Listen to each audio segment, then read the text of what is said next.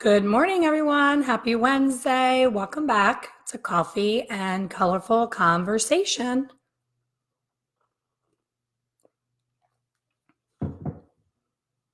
I'm going to give it a minute for some people to jump on. I'm going to switch it up a little bit today and do something a little bit different. So I want to make sure that I give people time to jump on. Good morning, David. Welcome. Just giving it a few minutes. Evan, Marie, welcome. Good morning.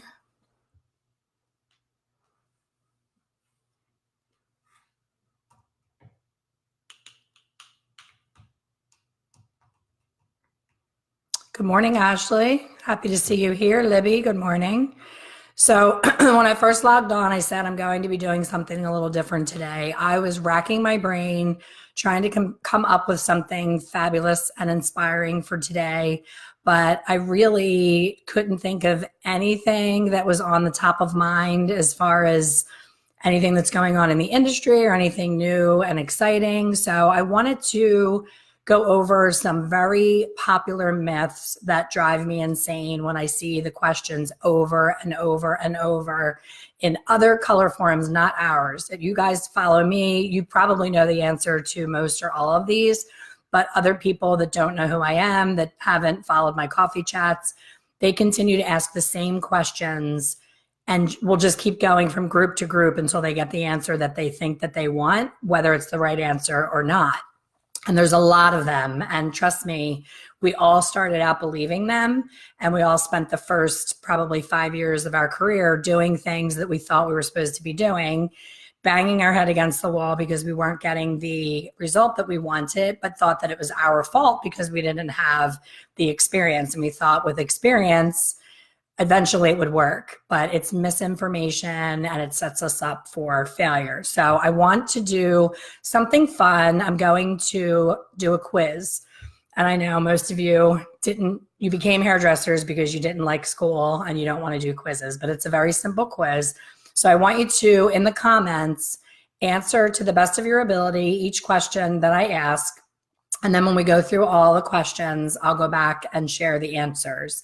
And if someone gets the first person to get every single question right and participate in the whole quiz is going to win my little deck of flashcards that says, "Don't gamble on your future." I call this my success deck. And I created this before I wrote my book because I wanted hairstylists to have a tangible product.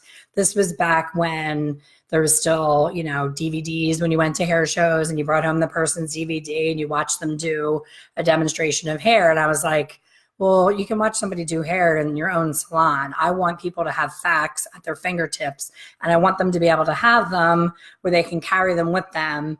And if they're, on a bus or a train or have downtime, I have this little satchel that I put them in because once you open up the deck, it becomes a loose deck of cards. So I was like, okay, they need something to put them in. And I always tell salon owners, just have these in your break room because instead of people sitting and bitching and complaining they're not busy, they can be flipping through the cards and learning simple facts about hair color.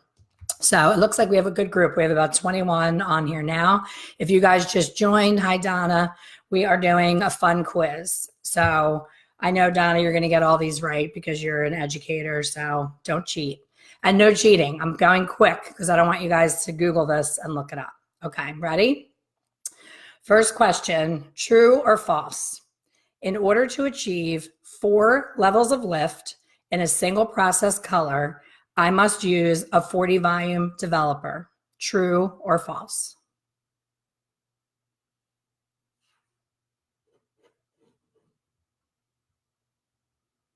Hi, Christine. Hi, Jennifer. Hi, Maisie. Hi, Denise. Amy says false. Where's everybody else? Are you guys afraid to answer? Come on, just have fun. There's no judgment here. Sandy says false. Libby says false. Evan says false. Sheila says false. Okay. Next question. When mixing my lightener, which is a stronger combination? Emphasis on the word stronger. Powder lightener mixed with 10 volume at a one part powder, 1 part developer mixture, or powder lightener mixed with 30 volume at a 1:2 ratio. I'm going to repeat that because that was a longer one. And A is the first answer, B is the second. When mixing my lightener, which is a stronger combination? Powder lightener mixed with 10 volume, equal parts 1:1, or powder lightener mixed with 30 volume at a 1:2, 2 parts developer, 1 part powder, A or B?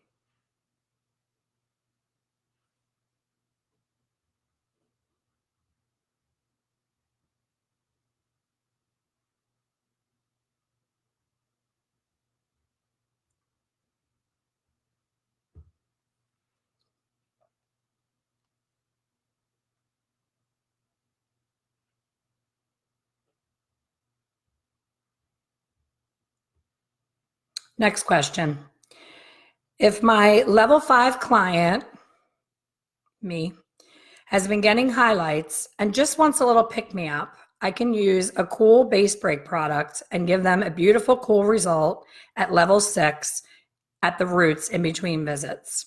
Again, if my level 5 client has been getting highlights, she just wants to break up that dark base and have a little pick-me-up with no new foils, I can use a cool base break product and get them to a beautiful, cool level 6 at the roots in between visits.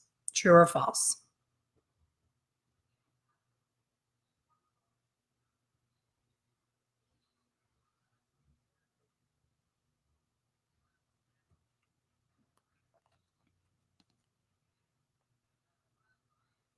If my client wants a cool brunette result and she has a natural level 5 hair with only 25% gray, my best formula would be A, level 5 permanent color with 20 volume developer, B, level 5 permanent color with 10 volume developer, or C, level 6-7 demi cream color with dedicated 5 volume developer. I'll repeat them. A, level 5 with 20 volume, permanent color. B, level 5 permanent color with 10 volume developer. C, level 6-7 demi cream color with dedicated 5 volume developer. Cool brunette result.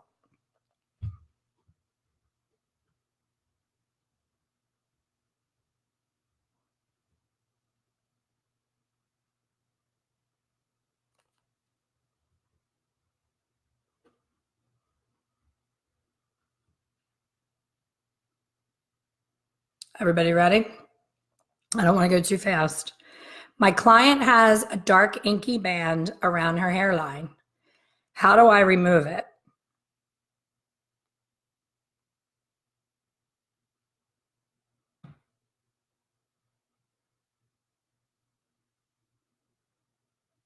So what would you do if they have that ring around the rosy, that they get the deep inky band around the hairline, and they come back to you and they're like, why is this hairline deeper than the rest of the hair? Why does that happen? I hate that. Make that go away. What would you do to remove it?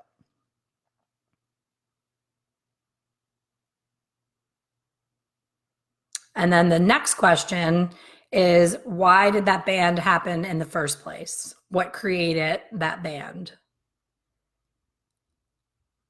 And that answer is going to be an A or B, but I see that people didn't answer yet, so I'm going to slow down.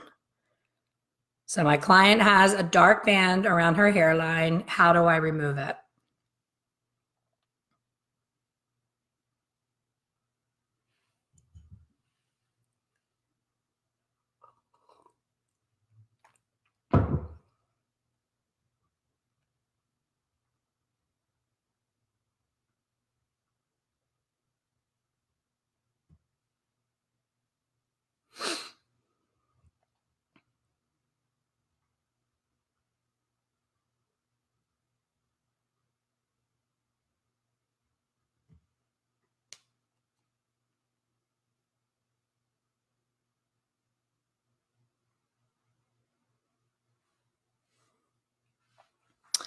The next question, why that band happened in the first place?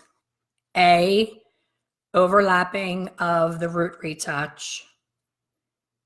B, women of age having estrogen hair around their hairline. C, can be either combination of A or B. So A is overlapping of color, B is estrogen hair, C can be either or both.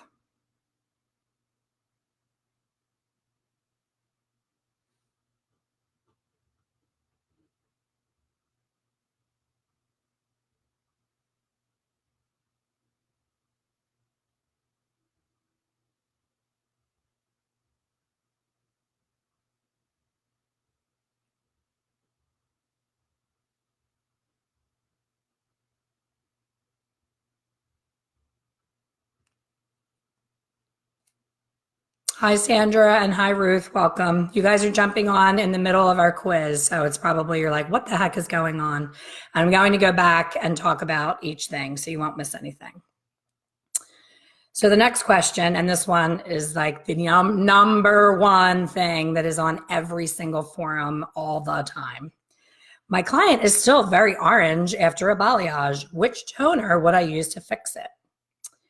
A blue-based permanent high lift color with 40 volume. B, a demi-acid color in a level 9 blue.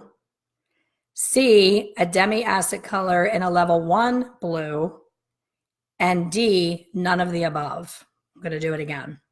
My client's hair is still orange after a balayage. Which toner can I use to fix this?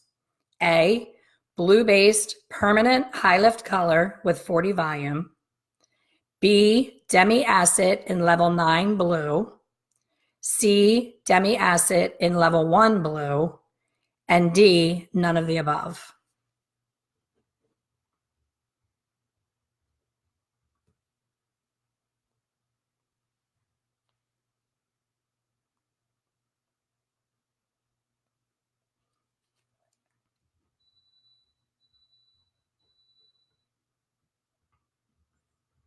So I'll give everybody a minute just to finish your answers, and then I'm going to go back and I'm going to read everybody's responses and talk about each question and the why behind it.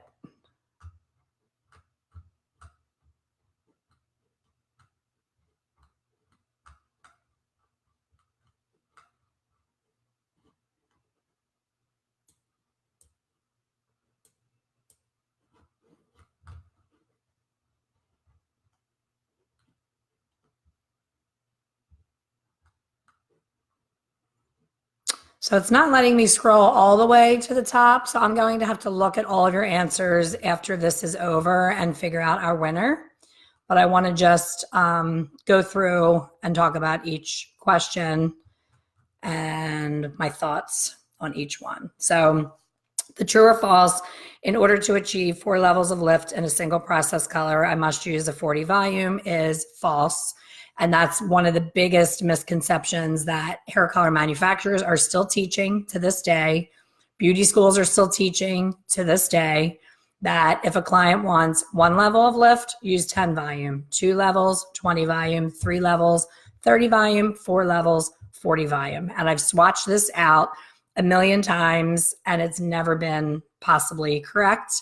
I'm not sure where it came from, and I know the manufacturers want us to buy their color and they want us to succeed. So the only thing I can think of is that they are not hairdressers, they're chemists, and that they think that the hair can do something that we know that it cannot do.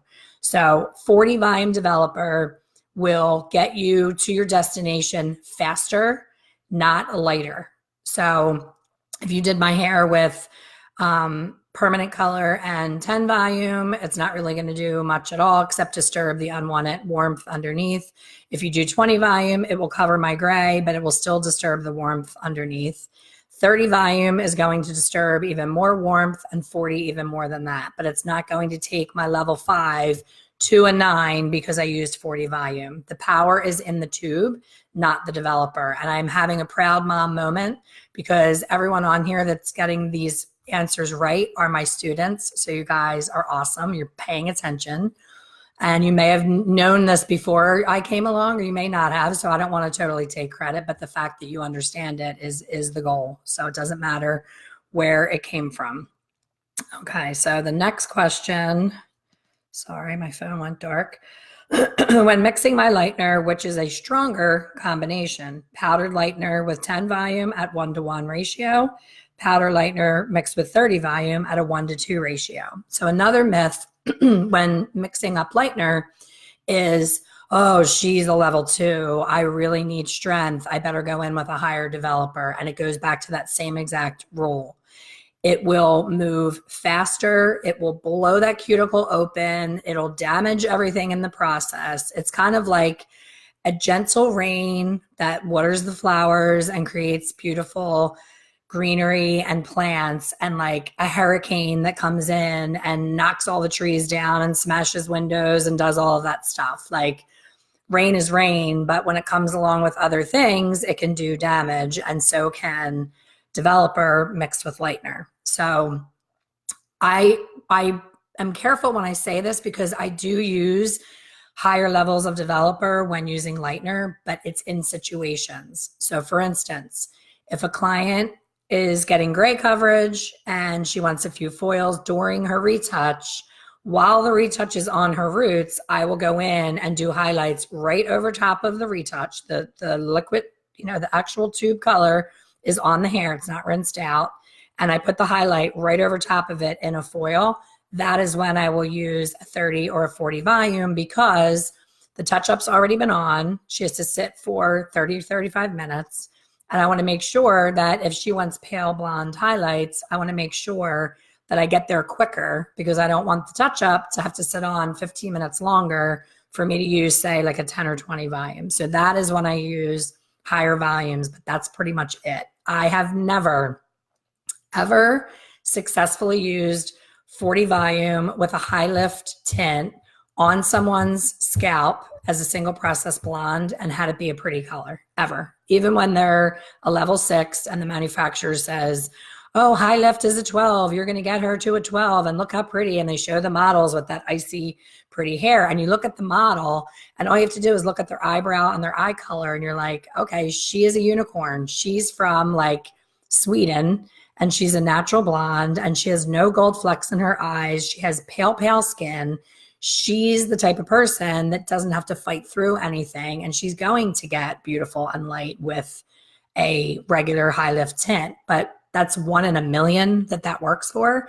And that's what the manufacturers use in the magazine. You get your modern salon and you see this icy girl and you're like, yes, finally a company has come up with a high lift that's going to do it for me. And then you're disappointed again. So it's just one disappointment after another. So that is the answer for that. So the answer is 10 volume mixed 1:1. Thicker is quicker and thicker is stronger. So a lot of us will be in the middle of a highlight service and you start to run out of your product and you start to add liquid because you want to keep it loose and you think that the liquid is the strength, the developer. So you're like, oh, let me keep squirting more developer in. I want more lift, but it's actually diluting the lift of the powder. So thicker is quicker, thicker is stronger. So the 1:1 with 10 volume is a better choice than the 30 volume 1:2 ratio.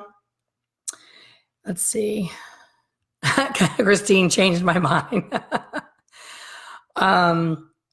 If my level 5 client has been getting highlights and just wants a little pick me up, I can use a cool base break product and give them a beautiful, cool level 6 at the roots in between visits. So let me find where the answer is. It won't let me go back. Facebook is messing with my quiz. I'm going to have to look later. So I'm just going to have to guess that most of you got these things right. So the answer to that is a base break is most times not a good idea. Because it only lifts a 0.5 to 1 level. Most people that are requesting a base break are levels 5 and 6 because they used to be blonde and they missed that blonde root. Myself included. I look really dark every time I'm on here, but I promise you, I'm not this dark in person.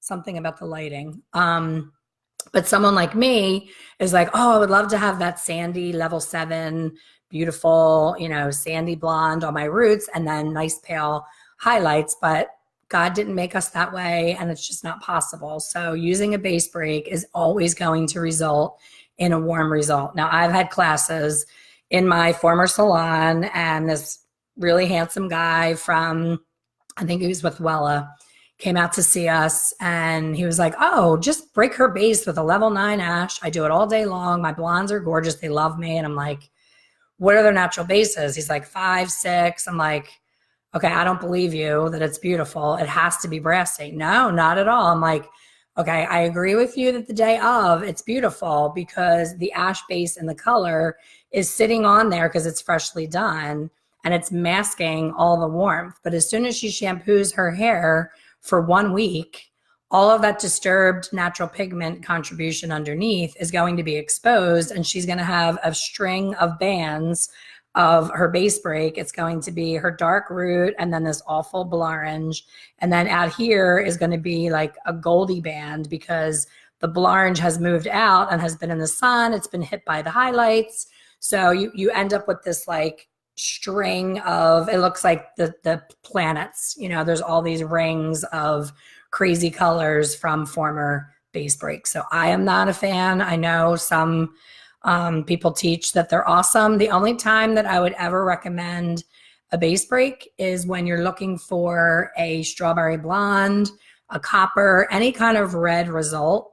If someone is that, they used to be a redhead when they were younger, and redheads don't get gray, they get muddy and ashy.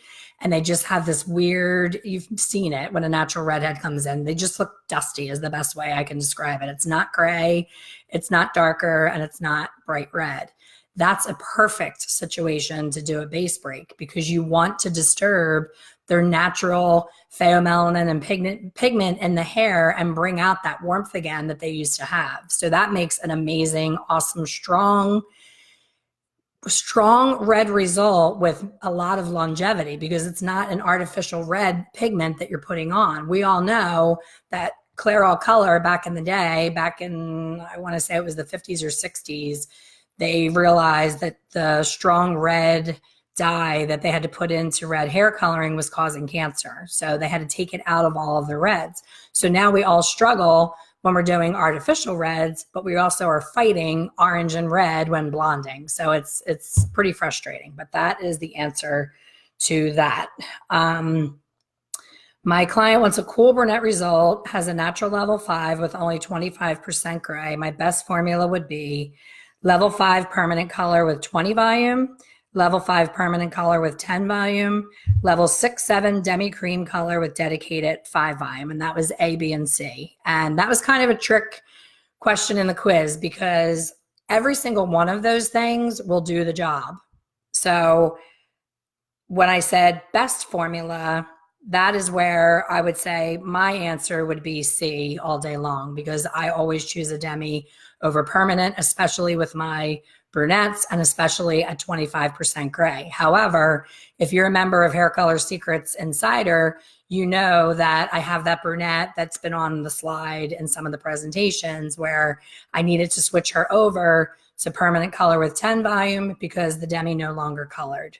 So all three of those things will get a level 5 gray coverage, but the best way to keep them cool is to stick with the demi. And I specified cream because with brunettes, when you go in with a Shades EQ or an acidic liquid demi, you will get gray coverage, but it's a very sheer, shiny, translucent coverage. And most brunettes, when they get that small percentage of gray, they want it out. Like they don't even want the little 25% that they have to present as a sparkly highlight. I prefer for it to look like a sparkly highlight. That's how I would wear mine if I were a brunette.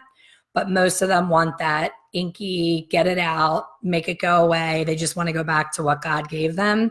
And then for them, I would choose the cream alkaline. So there's always a difference.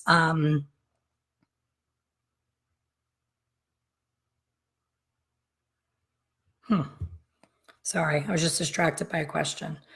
My client has a dark band around her hairline. How do I remove it? So there's a million different ways that you can do this, but I always say go in with the firecracker before you pull out the bomb. And I learned that from Beth Minardi. It's like we're all busy. We all are on a time constraint. So you see that band and you're like, oh crap, she has a band. She's going to be pissed. I need to get it out. What can I do? There's a bunch of different tricks that I've learned and used over the years. There's no right or wrong answer. It's just, what do you have the time for and what is going to give me the best result? So one of the things that you can do, they say that color doesn't lift color, but if a color line has a higher alkalinity, like for me, Wella Color Perfect tends to be more alkaline than most lines that I've used. So it's good and it's bad because I'll get extra lift when I need it, and that's when I turn to Color Perfect. So if you go in with a high level alkaline, high ammonia color and permanent color in like a level 10, say the band is a 5.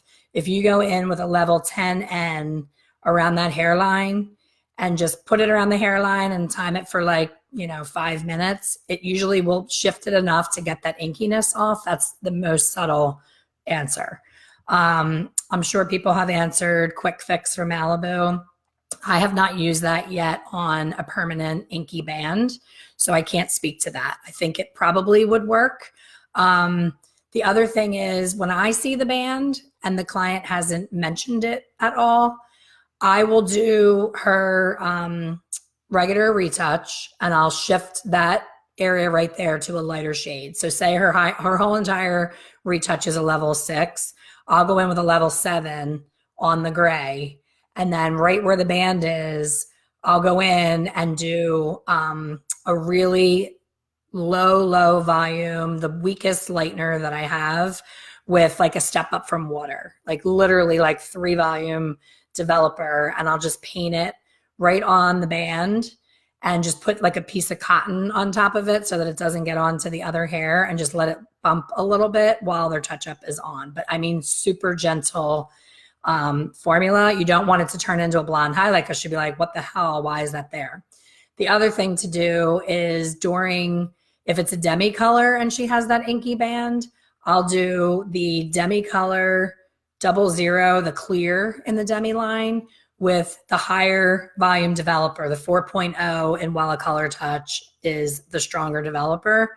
I'll put the 00 on the band while the regular touch up is on, and that will shift it ever so slightly. So you can either do it like really slow and sneaky and not even alarm the client that it's there, or if you really want it out, you want to go in with some lightener and get it out. You could, retouch their whole head as usual, take them to the sink, shampoo it out, and then do some sparkle lights around the hairline. Just take a tint brush and brush lightener right on that band. Just watch it.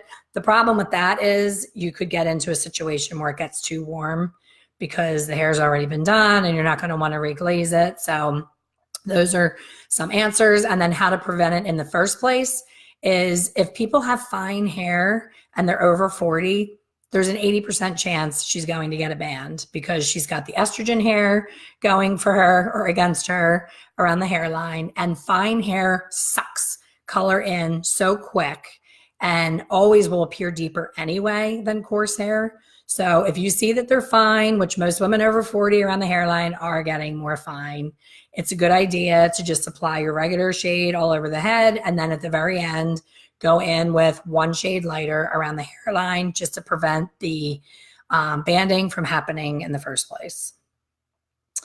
My client is still very orange after a balayage. Which toner would I use to fix it?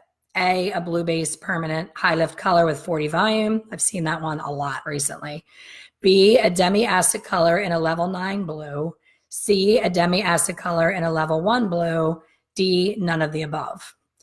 So here's the deal. Orange is orange, and no toner on planet Earth is going to obliterate all of that orange permanently.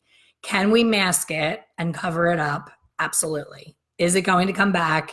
Absolutely. So that was a tricky one because, a high lift with 40 volume, I don't know where that one's coming from, but people are swearing that that's what they do and that it works. I was always taught that color can't lift color. And if bleach couldn't get you past orange, what makes you think that a high lift with 40 volume on top of the already existing orange is going to get you further? Bleach is the strongest tool in our arsenal. So bleach with water, bleach with 5 volume is always going to outpower any high lift with 40 volume. That's just the way it is. It's a chemical law, you know, it's just what it is. So at Demicolor, a lot of people will answer on the forums, oh, 9B in shades is amazing on orange. Just throw, I love the word, the terminologies, just throw on a 9B and it will be beautiful. It's not going to be beautiful. It's not going to do anything. A 9B, orange lives, I don't think I have my swatches here, but orange lives at 6, 7, and 8. So if you're at a level 7 orange result, why would a 9 in Shades EQ with a blue base do anything to that 7? You need to be at the level of the offending color or deeper.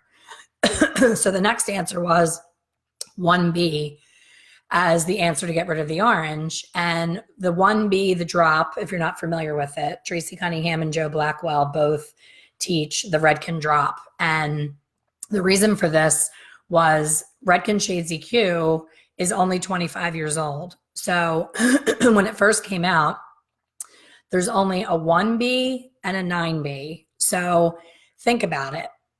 B should never be needed at a level 9 because B is blue. And when you're at level 9, there is no orange.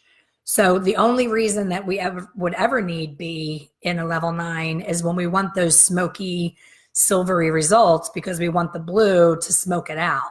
So all these people that keep using B when they're already at pale yellow, and then they're on the forum saying, the hair's green, I don't get it, Redken sucks. And I'm like, no, you suck. You put blue on yellow hair and you got exactly what Redken designed the color to be. It is blue. It's meant to be blue, and blue cancels orange. And you picked it up and chose to use it on yellow. So shame on you, not Redken. And I don't work for Redken, but there's all these things in all the forums. And like, I don't know why everybody thinks that Redken's so great, it sucks, it's this. And I'm like, no, you're not understanding what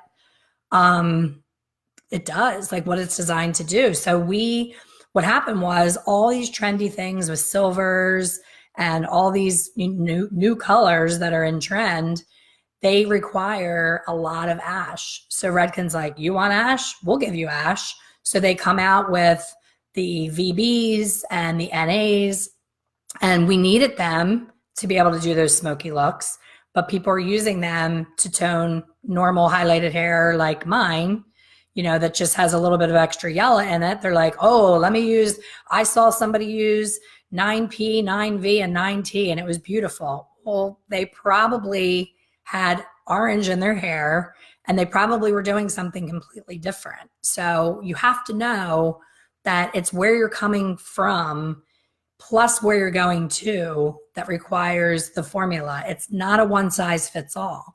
If you put one formula on me and put it on somebody next to me that has orange hair, it's not going to behave the same way. So I think there's the biggest misconception is that hair color is a magical thing that will fix anything that you put it on. And I love when the clients go, I'm going to go a little bit lighter this time, and they have a single process brunette that they've done for 15 years. And they think that we can whip up a Harry Potter mixture with our magic wand, and that when we put the new mixture on their roots, magically all the ends are going to be one level lighter. They don't understand that that is a 6-month or 8-hour project to get them one level lighter, because it's all artificial color that's been done over and over and over again. So many misconceptions, so many things that raise my blood pressure when I'm on different forums.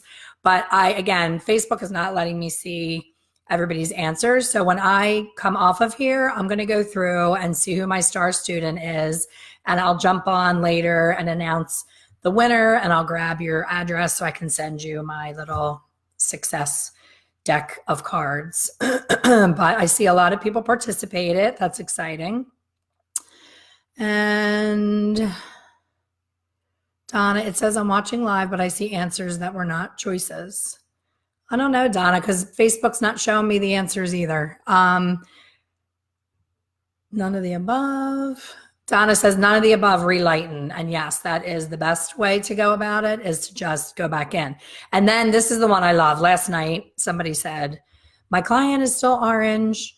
What can I use to make it go away? And I said, you know, you need to go in with lightener and make her lighter. And she said, but my client doesn't want any more bleach. How many times have you seen that on the forums? My client doesn't want any more bleach. When did the client become in charge of anything that's going on chemically on their hair? Last time I checked, they did not do 1,500 hours of cosmetology school, and they do not understand what the difference is between lightener and high lift tint and what is more damaging and how does it all work. They don't get a say. You are the professional. So that's that infuriates me when I see, but my client doesn't want any more bleach. I'm using this was last night. I'm using high lift tint and it's still so gold. She's a natural level 4 and I'm trying to make her platinum. I don't understand what's going wrong. And I say nicely, I forget the girl's name, just say Kathy, it is physically impossible to make a level 4 into a 9 using single process color. There is not a color on the planet that is going to give you that result. You must bleach and tone or highlight and tone, but you will never get her from a level 4 to a 9. Well, she says that the last person did. So whoever this magic person is that made a level 4 into a platinum on scalp and didn't use bleach, I want to meet her. I want to hug her. I want to be her because she is God. She has just become God because she made a level 4 into a platinum in one step with high lift color on scalp with no bleach. So what happened there? The last person used bleach and said, no, it's not bleach. It's not bleach. I'm not using bleach on you. So that's the only way that that scenario happened in real life, that she really got to platinum on scalp from a level 4. Donna said, that was my instinct on that. Base breakers just expose underlying warmth. I have good instincts. Something y'all might not know. When UV hits the hair on top, it breaks the disulfide bonds, creating sulfonic acid in the hair, which goes on to break down the fibrils and the melanin. So that is the chemistry why base breakers tones fade. I love you, Donna, getting all chemistry on me. I love that because that's the truth. It's just the truth. It is what it is. And everybody says, I do base breaks all day long. My clients love them. If you're doing them and your clients love them, rock on, keep doing it. Keep taking their money, keep doing it. But if you truly want no brass and you don't want to send them home with 14,000 gallons of blue or purple shampoo, then don't do it.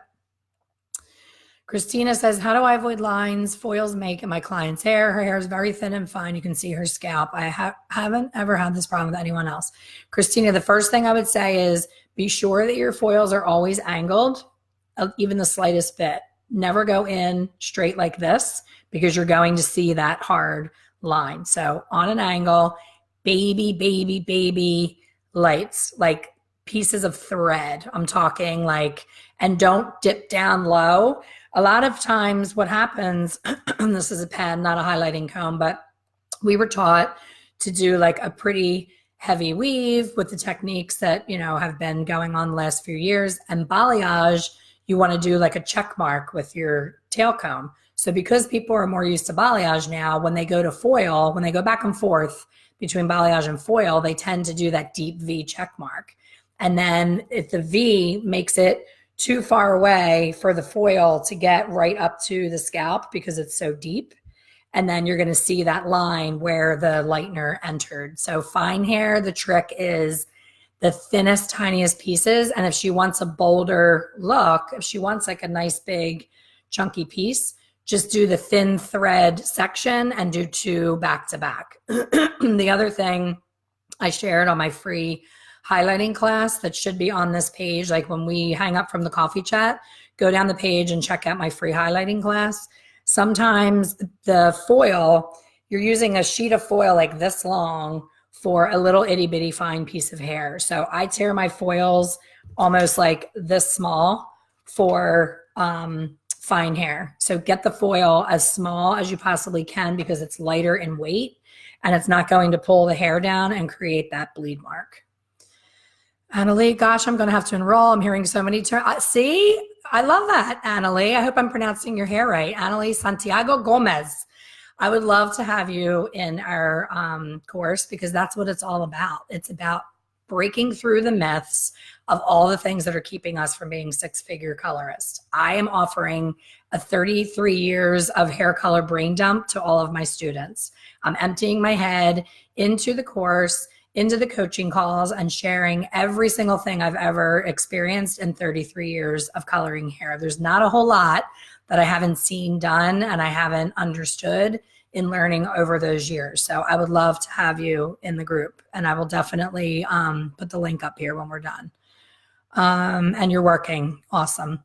Ola, Christina's hair is fine. I would just lay the foil underneath and over. Do not look at you, Ola, given the teaching moments. Ola is brand new out of beauty school and is one of my students, and she is giving advice, and I have never felt prouder than at this moment.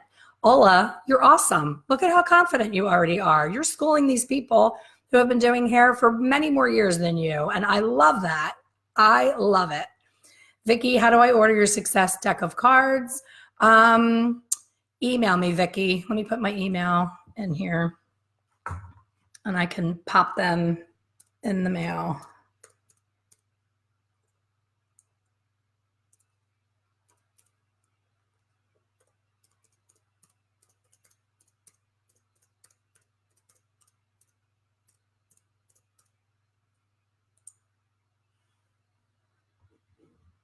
Hopefully that showed up on there. Yes.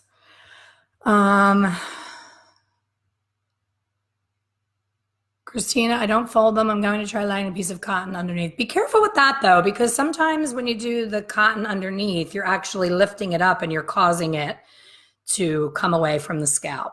So be careful. I mean, if you do the cotton, take your traditional rolled cotton and like peel it so that it's like the thinnest piece of cotton, and like twist it and make it almost like, I don't even know what to compare it to. Like a rolled piece of toilet paper, you know, like spin it and roll it flat if you're going to do that. Thinner foils. Can you still use the orange hair to add red color if the client wants red?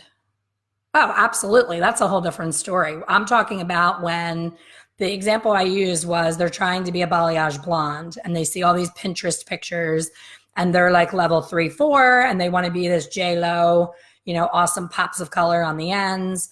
And one thing that I see a lot of that I think is a huge recipe for disaster is people doing balayage when they should be doing foil. Balayage is meant to be sun-kissed and really soft and pretty and natural.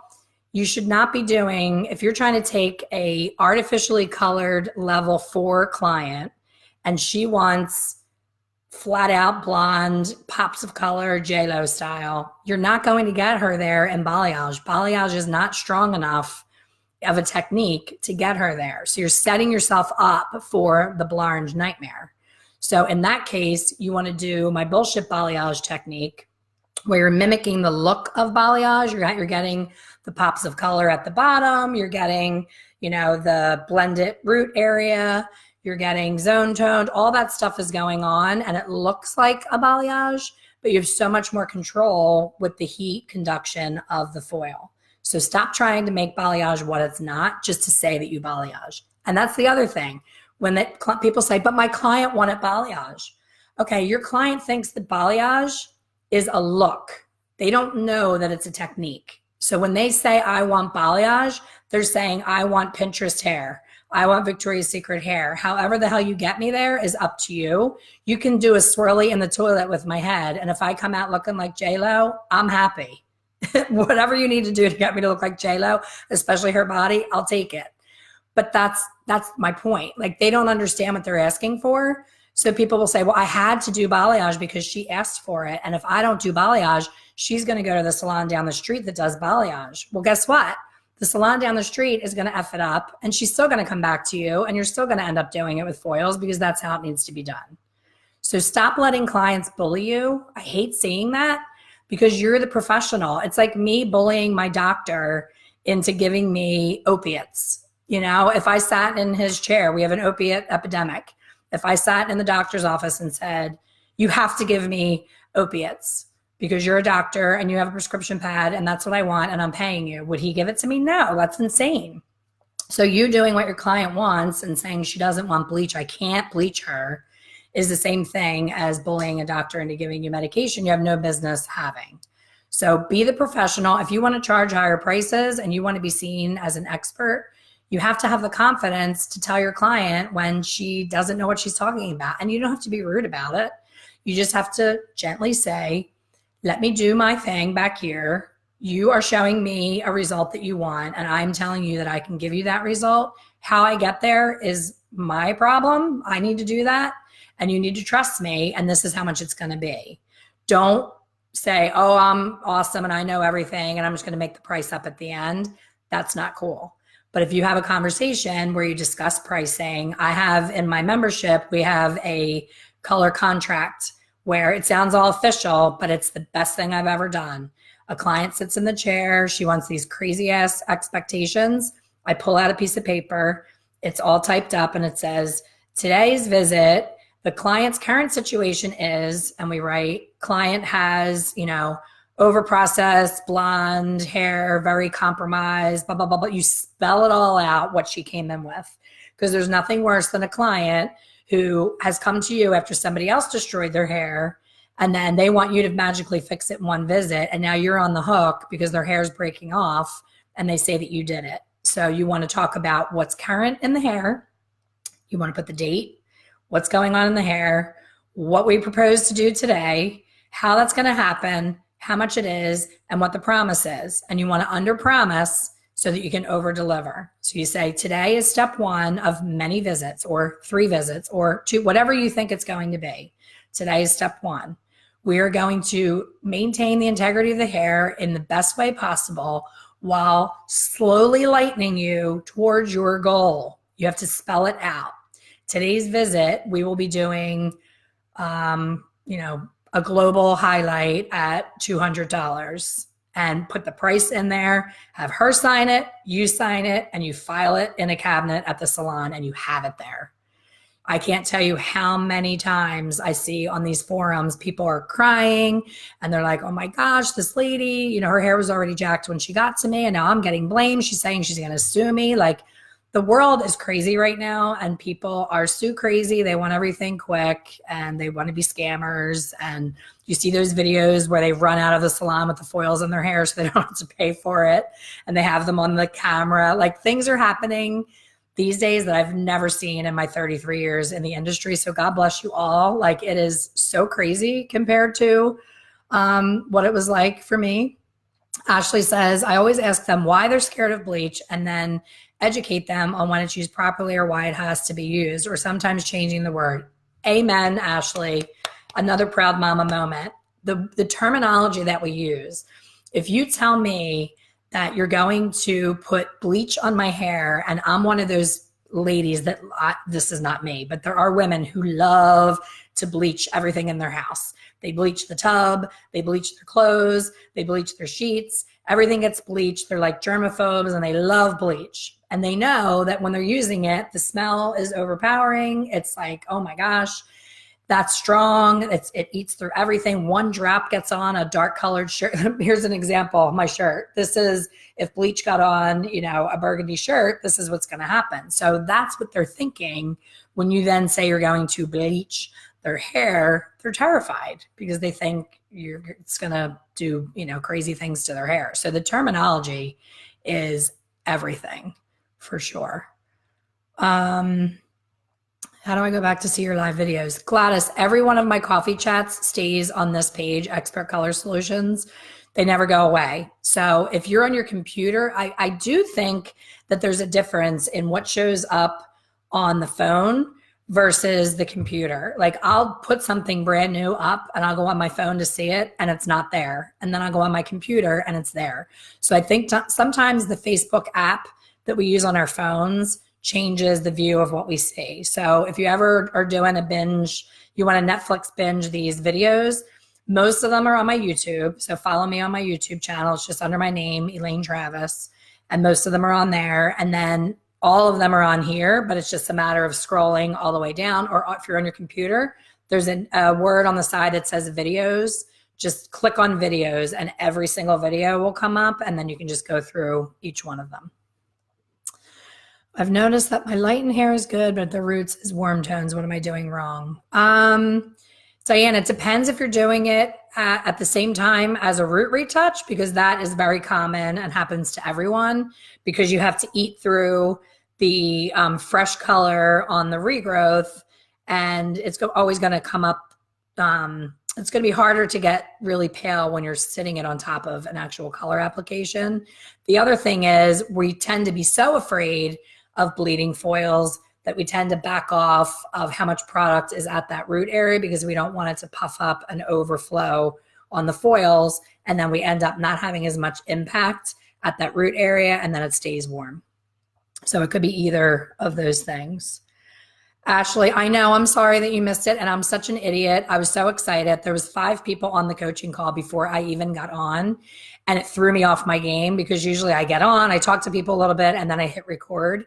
So we started right away, and I forgot to hit record. So when you see the replay in our members only private insiders Facebook group, you're going to see that it starts awkwardly at like 30 minutes in. We're like in the middle of a conversation, and I remembered to hit record. So I apologize about that, because I really pride myself on making sure nobody misses anything, but that was my bad. I forgot to hit record. Rachel, how do you feel about the Olaplex bond builders? Rachel, I don't dislike bond builders. I think that people think that they have a superpower that doesn't exist in the world.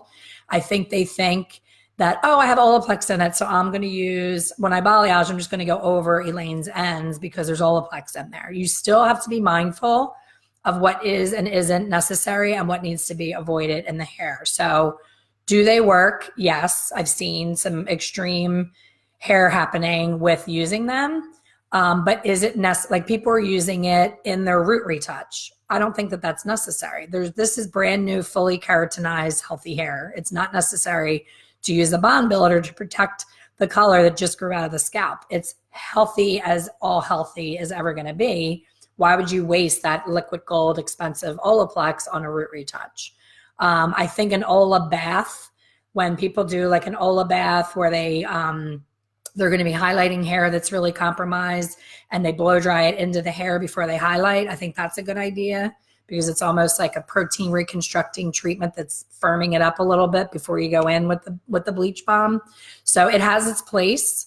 I personally don't use it because I treat the hair with respect, and I don't ever need it, and I don't ever let a level 9 person become platinum. It's just not necessary.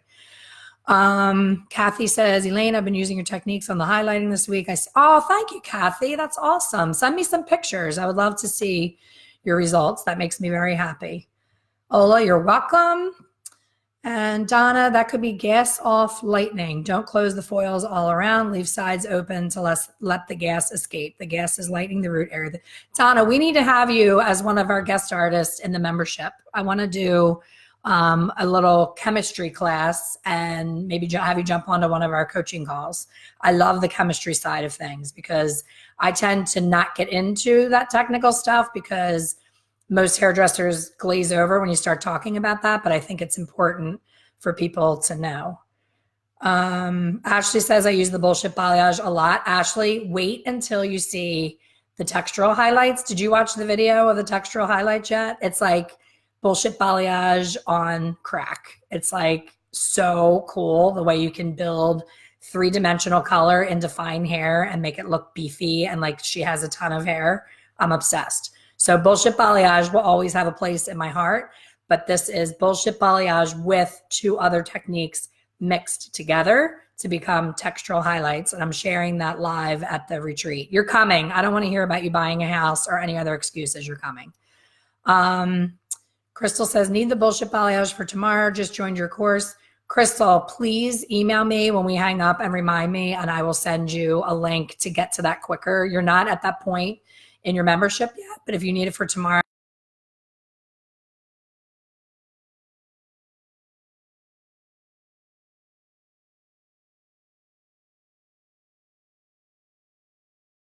book. All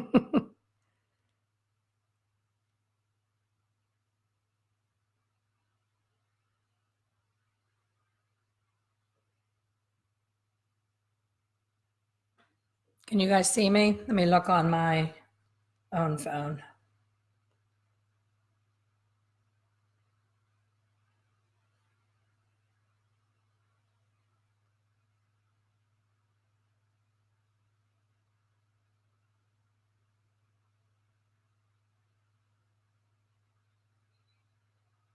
Me and I will send you a link to get to that quicker. You're not at that point. Oh, it looks like you guys might still be able to see me. Mine says poor connection. Your video has been paused. So I'm going to keep talking and finish these questions.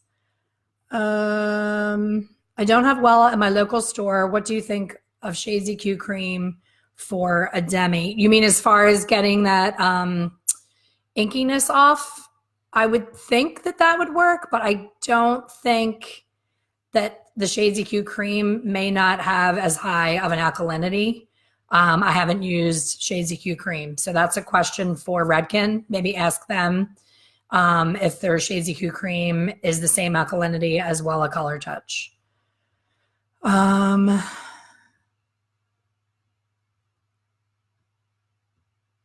Crystal says I'm back. Okay. And it says I'm all good now. Well, I think I answered everybody's questions. So I loved doing that quiz. As soon as I hang up, I'm going to look through and see who got all of the answers correct to the question and choose our winner. If there's more than one person, I'll just throw the names in a hat and just pick out one name to keep it fair. Because I'm sure most of you have gotten a lot of the questions answered correctly. So just understanding how color really works is really the moral of the story, and blowing through those myths and making the color process, keeping yourself in charge, being the, the professional that the client needs to hand the power over to you and just sit and read her magazine or, do work on her computer, whatever it is that she wants to do, but she is not in charge of what you use on her hair. And if a client continues to be a bully, maybe she's just not your client. Maybe she needs to go to somebody who has no confidence and will just listen to whatever she says. And then she'll become the salon hopper that most of those bullies are. They usually come and during the consultation, they'll say, you're like the sixth person that I've been to and nobody ever gets what I want.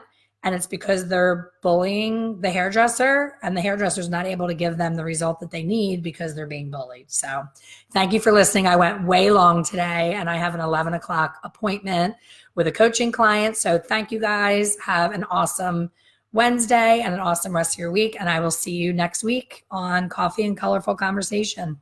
Have a great one.